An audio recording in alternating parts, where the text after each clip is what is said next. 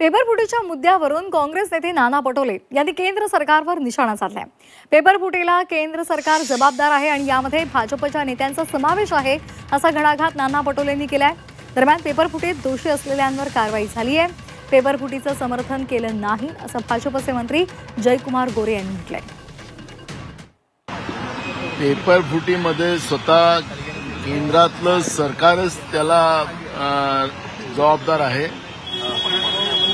भारतीय जनता पार्टीचेच नेते या पेपरफुटीमध्ये समाविष्ट आहे आणि सीबीआय असेल की एसआयटी असेल या सगळ्या फुटीवर त्यांनी लावलेली आहे ती त्यांचेच लोक आहेत आणि त्याच्यामुळे या सगळ्यांना वाचवण्यासाठी पण बोरांचं भविष्य खराब करण्याची जी भूमिका नरेंद्र मोदीच्या सरकारची जी पुढे आलेली आहे ती आता देशातल्या जेनजीला म्हणजे तरुणांना हे आता मान्य नाही आहे आणि तरुणांच्या भविष्यासोबत खेळणाऱ्या या नरेंद्र मोदीच्या आणि भाजपच्या सरकारला आता सत्तेतून बाहेर काढणं हाच त्याला एक पर्याय आहे।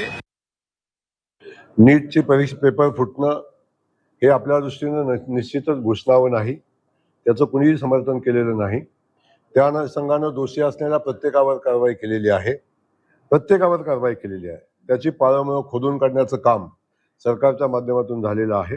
तरी विद्यार्थ्यांच्या भावनेच्या अनुषंगानं ज्या विद्यार्थ्यांच्या भावना होत्या त्या भावनेच्या अनुषंगानं आपण पाहिलं असेल की मोदींच्या सरकारनं निर्णय घेतला, शिक्षण मंत्र्यांचा राजीनामा झाला, शिक्षण मंत्र्यांना जबाबदार त्याच्यामध्ये धरलं गेलं, तर ठीक आहे, ज्या सगळ्या गोष्टी आहेत या सगळ्या गोष्टीच्या सरकारनं स्वीकारलेल्या आहेत।